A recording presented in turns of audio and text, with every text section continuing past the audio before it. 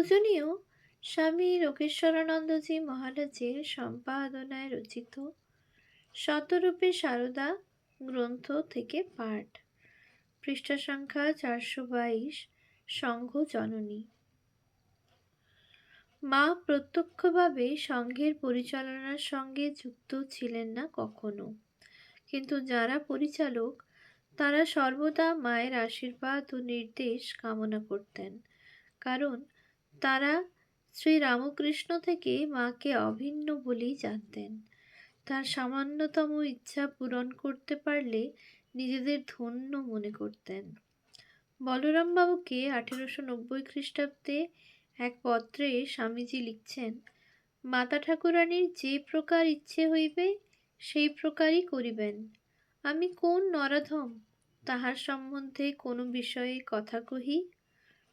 উৎস বাণী ও রচনা, ষষ্ঠ খণ্ড, পৃষ্ঠা 309। সত্যিই মায়ের ওপর কোনো কথা তিনি কখনো বলেননি। মঠের এক বেতনভোগ কর্মীকে চুরি করার অপরাধে স্বামীজি বরখাস্ত করেন। সে মায়ের কাছে গিয়ে দোষ স্বীকার করে, বলে কাজ না থাকলে সেও তার বাড়ির লোকেরা না খেয়ে মরবে। মঠ থেকে এই সময়ে বাবুরাম মহারাজ মায়ের কাছে আসেন।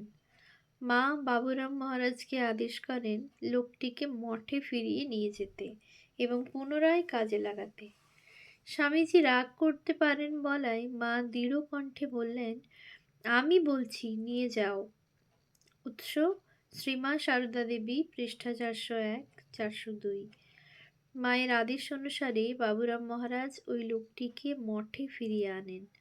স্বামীজি যখন জানলেন মা লোকটিকে মঠে ফেরত পাঠিয়েছেন, তখন নাকি শুধু সহাস্যে বলেছিলেন, বেটা হাইকোর্ট চিনেছে। হাইকোর্ট অর্থাৎ যার পরে আর কোনো কথা চলে না। শুধু স্বামীজিই নন, স্বয়ং শ্রী রামকৃষ্ণ ও শ্রী মায়ের উপদেশ ও পরামর্শকে সব সময় বিনা বাক্য ব্যয়ে শিরোধার্য করে চলতেন।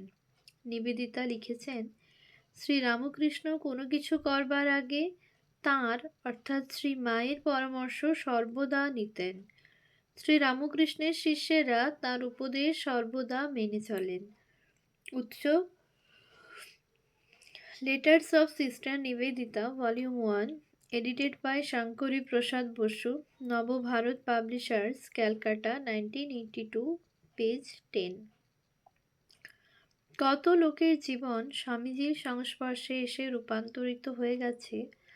দেশে বিদেশে কত ভাগ্যবান ব্যক্তিকে তিনি কৃপা করেছেন, কিন্তু তিনিই আবার দীক্ষার আসনে বসে কোনো কোনো দীক্ষার্থীকে ফিরিয়ে দিচ্ছেন। বলছেন, তোমার যিনি গুরু তিনি আমার চেয়েও বড়। উৎস শ্রী শ্রী সারদা দেবী, পৃষ্ঠা 116। সেই গুরু শ্রী মা। মাকে প্রণাম করতেন সাষ্টাঙ্গ হয়ে। মায়ের সামনে যাবার আগে অনেকবার গঙ্গাজল খেয়ে ও গায়ে গঙ্গাজল ছিটিয়ে নিতেন।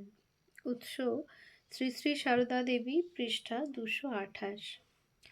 1897 খ্রিস্টাব্দে রামকৃষ্ণ মঠ ও মিশনের স্থায়ী পত্তনের পরিকল্পনায় যে সভা বলরাম বসুর বাড়িতে হয়েছিল, তাতে উপস্থিত ত্যাগী গুরুভাই ও গৃহী ভক্তদের সম্বোধন করে আবেগময় ভাষায় স্বামীজি বলেছিলেন, শ্রী শ্রী মাকে কি রামকৃষ্ণদেবের সহধর্মী বলে আমাদের গুরুপত্নী হিসাবে মনে করো? তিনি শুধু তা নয় ভাই, আমাদের এই যে সংঘ হতে চলেছে তিনি তার রক্ষাকর্ত্রী, পালনকারিণী, তিনিই আমাদের সংঘ জননী। উৎস উদ্বোধন বিবেকানন্দ শতবার্ষিক সংখ্যা, পৃষ্ঠা 201। শ্রী রামকৃষ্ণের অন্যতম অন্তরঙ্গ শিষ্য স্বামী প্রেমানন্দ এক পত্রে বলছেন, শ্রী শ্রী মার আদেশ পালনই আমাদের ধর্মকর্ম। আমরা যন্ত্র, তিনি যন্ত্রী। যাকে যা বলবেন সে তাই করতে বাধ্য। উৎস স্বামী প্রেমানন্দের পত্রাবলী, উদ্বোধন কার্যালয়, কলিকাতা, দ্বিতীয় সংস্করণ, 1386, পৃষ্ঠা 104। তিনি যে মায়ের আদেশের কত বাধ্য ছিলেন, কেমন নির্বিচারে তার প্রতিটি কথা শিরোধার্য করতেন, তার এক উজ্জ্বল দৃষ্টান্ত পাই নিম্নের ঘটনায়। একবার মালদার দুই ভক্ত ঠাকুরের উৎসব উপলক্ষে তাকে সেখানে নিয়ে যেতে আসেন, কিন্তু মায়ের অনুমতি না নিয়ে তিনি কোথাও যেতেন না। মায়ের অনুমতির জন্য তিনি উদ্বোধনের বাড়িতে গেলেন। মা মালদার নাম শুনে বললেন, সে তো অনেক দূর। তোমার না এর মধ্যে অসুখ হয়েছিল? এই গরমের মধ্যে একবার অসুখও হয়ে গেছে, এত দূর নাই গেলে? স্বামী প্রেমানন্দের মালদায় যেতে আপত্তি ছিল না, কিন্তু তাকে দেখে মনে হলো মা যে আদেশ করলেন তাই যেন তার অভীপ্সিত ছিল। তিনি আনন্দিত হয়ে আচ্ছা মা, বেশ বেশ বলে নিচে নেমে আসলেন। কিন্তু এই কথা শুনে মালদার ভক্ত দুটি খুবই বিচলিত হয়ে পড়লেন। তাহাদের একজন তখনই মায়ের কাছে গিয়ে তাদের বক্তব্য বুঝিয়ে বললেন, প্রায় 2 মাস ধরে উৎসবের আয়োজন হচ্ছে, বিরাট আয়োজন, এবং সকলে আশা করে আছেন বাবুরাম মহারাজ সেখানে যাবেন। আর মালদা বেশি দূরও নয়, এবং ওকে প্রথম বা দ্বিতীয় শ্রেণীর গাড়িতে নিয়ে যাওয়া হবে। বেশি দিন না হোক, অন্তত অল্প কয়েকদিনের জন্য ওকে সেখানে যাওয়ার অনুমতি না দিলে সব নষ্ট হয়ে যাবে। ভক্তটির কথা শুনে মা তাকে প্রশ্ন করে বুঝে নিলেন যে মালদা খুব দূরের জায়গা নয়। তখন ভক্তটিকে একটু ভেবে দেখবেন বলে নিচে যেতে বললেন। কিছুক্ষণ পরে মা স্বামী প্রেমানন্দকে আবার ডাকিয়ে এনে বললেন, এরা এত করে বলছে, তবে কি তুমি যাবে? স্বামী প্রেমানন্দ উত্তর দিলেন, আমি কি জানি মা, আমি কি জানি? আমাকে যা আদেশ করবেন তাই করব। জলে ঝাঁপ দিতে বলেন জলে ঝাঁপ দিব, আগুনে ঝাঁপ দিতে বলেন আগুনে ঝাঁপ দিব, পাতালে প্রবেশ করতে বলেন তো পাতালে প্রবেশ করব। আমি কি জানি, আপনার যা আদেশ। কথা কটি স্বামী প্রেমানন্দ এমন ভাবাবেগের সাথে বললেন যে তার মুখ রক্তবর্ণ ধারণ করল। উৎস: স্বামী প্রেমানন্দ, শ্রী রামকৃষ্ণ প্রেমানন্দ আশ্রম, আটপুর, হুগলি, 1372, পৃষ্ঠা 61-72। শ্রী শ্রী মা আর আপত্তি করলেন না। আনুমানিক 1898 খ্রিস্টাব্দের এক ঘটনা। আমেরিকায় আছেন এক সন্ন্যাসী, শ্রী শ্রী ঠাকুরের ভাব প্রচার করছেন। তাকে স্বাস্থ্য ও অন্যান্য বিষয়ে একটু সাবধান করা দরকার, কিন্তু কে করবেন মা ছাড়া? এক চিঠি মুসাবিদা করলেন স্বামী ব্রহ্মানন্দ ও স্বামী যোগানন্দ মিলে। মাকে পড়ে শোনানো হলো। মা বললেন, রাখাল যোগেনকে বলো চিঠি সুন্দর হয়েছে, আমার মত এতে ঠিক ঠিক দেওয়া হয়েছে। উৎস: শ্রীমা সারদা দেবী, পৃষ্ঠা 382। মার নামে তখন ওই চিঠি গেল। মা যে সকলের ওপরে, তাই তার নামে চিঠি গেল।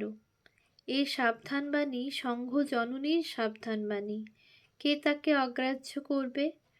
আবার এক ডাক্তার মাকে দেখতে আসেন রোজ। মায়ের শরীর খারাপ, ডাক্তার কিন্তু জানেন না মাকে।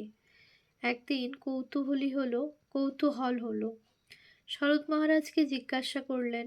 শরৎ মহারাজ বললেন, আমাদের সংঘ জননী। উৎস: মাতৃ সান্নিধ্যে, পৃষ্ঠা 199। স্বামী শিবানন্দ তখন বেলুড় মঠের তত্ত্বাবধান করেন। এক ব্রহ্মচারী কিছু একটা অন্যায় করে মহাপুরুষ মহারাজের ভয়ে মঠ থেকে পালিয়ে মায়ের কাছে গিয়ে আশ্রয় নিয়েছিলেন। মা মহাপুরুষ মহারাজকে চিঠি লিখে তাকে মঠে পাঠিয়ে দেন। ব্রহ্মচারী মঠে ফিরলে মহাপুরুষ মহারাজ তাকে বুকে জড়িয়ে ধরে বলেন, ম্যাটা, তুই আমার নামে হাইকোর্টে নালিশ করতে গিয়েছিলি? উৎস: শ্রীমা সারদা দেবী, পৃষ্ঠা 383। 5.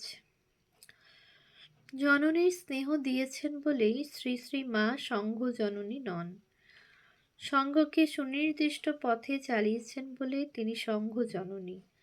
মা যেমন অবোধ শিশুর হাত ধরে চালান, নিজের জীবন দেখিয়ে তিনি সঙ্ঘকে চালিয়েছেন। প্রতিকূল পরিবেশে কি করে লক্ষ্যে স্থির থেকে চলা যায় তাই দেখিয়ে তার ত্যাগ, বৈরাগ্য, ঈশ্বর নির্ভরতা, সত্যনিষ্ঠা, নিস্পৃহতা, আপামর জনসাধারণের প্রতি সন্তান বাৎসল্য দেখিয়ে গৃহী ভক্তকে গার্হস্থ্য জীবনের আদর্শ দেখিয়েছেন, ত্যাগী ভক্তকে সন্ন্যাসীর আদর্শ। সঙ্ঘের আধ্যাত্মিক শক্তির উৎস তাই সঙ্ঘ জননী। রামকৃষ্ণদেবের শিষ্যেরা প্রত্যেকেই অবতার কল্প পুরুষ, প্রত্যেকেই অসাধারণ ব্যক্তিত্ব সম্পন্ন, প্রত্যেকেই তেজস্বী ও যুক্তিবাদী, স্বাধীন চেতা ও আত্মনির্ভর, শাস্ত্রজ্ঞ ও অনুভূতি সম্পন্ন। কিন্তু শ্রী শ্রী মার কাছে তারা প্রত্যেকেই যেন শিশু। তিনি গুরুপত্নী বলে? শুধু গুরুপত্নী হলে মায়ের সামনে এই আত্মবিলুপ্তি তাদের পক্ষে কখনো সম্ভব হতো না। মায়ের সঙ্গে তাদের ব্যবহার থেকেই আমরা বুঝতে পারি কি চোখে তারা মাকে দেখতেন। ভক্তি, ভালোবাসা, বিস্ময়, সম্ভ্রম মিলিয়ে অদ্ভুত এক অপ্রাকৃত সম্পর্ক মায়ের সঙ্গে তাদের গড়ে উঠেছিল। নিবেদিতা লিখছেন, তার সম্বন্ধে সন্ন্যাসীদের বিরোচিত সম্ভ্রম দেখবার মতো। তাকে সবসময় তারা মা বলে ডাকেন। তার বিষয়ে উল্লেখের সময় বলা হয় মাতা ঠাকুরানী। প্রতি ব্যাপারে তাকে স্মরণ করা হয়। সব সময়ে তার দেখাশোনার জন্যই দু একজন নিযুক্ত থাকেন। তার ইচ্ছাকেই চূড়ান্ত আদেশ বলে মনে করা হয়। এ এক দর্শনীয় অপরূপ সম্পর্ক। উৎস letters of sister Nivedita, volume 1, page 10। এই সম্পর্ক শুধু শ্রী রামকৃষ্ণের সঙ্গে তাদের যে সম্পর্ক তার সঙ্গেই তুলনীয়। শ্রী রামকৃষ্ণ ভবিষ্যৎ রামকৃষ্ণ সংঘের বীজ বপন করে দিয়েছিলেন। তা করেছিলেন মুষ্টিমেয় কয়েকজনের জীবন গড়ে দিয়ে। এদের প্রত্যেকেই ছিলেন শক্তিধর পুরুষ। শ্রী রামকৃষ্ণ তাদের সম্বন্ধে শ্রী শ্রী মাকে বলে গিয়েছিলেন, সব রত্ন ছেলে। রত্ন ঠিকই, কিন্তু শ্রী রামকৃষ্ণের অবর্তমানে তাদের রত্ন হারে গেঁথে রেখেছিলেন শ্রী শ্রী মা। ক্ষুদ্র অথচ প্রচণ্ড শক্তিশালী এক সংঘ এদের নিয়ে গড়ে তুলেছিলেন তিনি। শ্রী শ্রী ঠাকুর তাহাদের একত্রিত করেছিলেন, কিন্তু তাদের ধরে রেখেছিলেন শ্রী শ্রী মা। শ্রী শ্রী ঠাকুরের ভাব মুষ্টিমেয়ের মধ্যে সীমাবদ্ধ থাকবে না, তা ছড়িয়ে পড়বে এবং বহু যুগ ধরে মানুষকে শান্তি ও আনন্দ দেবে। গোড়া থেকেই এ ছিল তাঁর আকুতি। শ্রী শ্রী ঠাকুরের আগমন শুধু কয়েকজনের জন্যে নয়, বহুর জন্যে, দেশ বিদেশের বিভিন্ন সম্প্রদায়ের মানুষের জন্যে। এই ইঙ্গিত শ্রী রামকৃষ্ণ নিজেই দিয়ে গিয়েছিলেন। এজন্য দরকার মঠ, দরকার সংঘ। বেলুড়ে জমি হলো, মঠ স্থাপিত হলো, কিন্তু তাতেই মা সন্তুষ্ট নন। শ্রী রামকৃষ্ণের আদর্শের স্বাভাবিক আকর্ষণেই দিকে দিকে ছোট বড় মঠ আশ্রম গড়ে উঠতে লাগলো। লক্ষণীয়, যারা এসব প্রতিষ্ঠানের উদ্যোক্তা ও পরিচালক তাদের অনেকেই শ্রী শ্রী মায়ের কাছে এসে দীক্ষা নিচ্ছেন, কেউ কেউ ব্রহ্মচর্য সন্ন্যাসও নিচ্ছেন। শ্রী শ্রী মায়ের সান্নিধ্যে এসে এভাবে অনেকে সংসার বিমুখ জীবনযাপনে অনুপ্রাণিত হচ্ছেন দেখে কেউ কেউ তাকে দোষারোপও করেছেন। কিন্তু মা যা শ্রেয় সেদিকে তার আশ্রিতদের দৃষ্টি আকর্ষণ করা থেকে কখনো বিরত হননি। তিনি তো শুধু স্নেহময়ী জননী নন, তিনি গুরুও।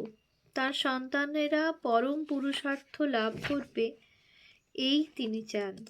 যারা সংসারী তারা কিভাবে সংসার ধর্ম পালন করবেন সেই শিক্ষা দিচ্ছেন নিজের আচরণ দিয়ে এবং ছোটখাটো ইঙ্গিতপূর্ণ কথা দিয়ে। কিন্তু যারা সংসার ত্যাগী তাদের প্রতি যেন তার বিশেষ দৃষ্টি। তাদের বলতেন দেব শিশু। তারা ত্যাগের পথে এসেছেন দেখে তিনি যেমন আনন্দিত, তেমনি তারা যাতে সুস্থ দেহে থেকে নিজেদের আদর্শকে অনুসরণ করে যেতে পারেন সেদিকেও সর্বদা ছিল তার সজাগ দৃষ্টি। ওম শান্তি শান্তি শান্তি। হরি ওম তৎসৎ। শ্রীরামকৃষ্ণার্পণমস্তু।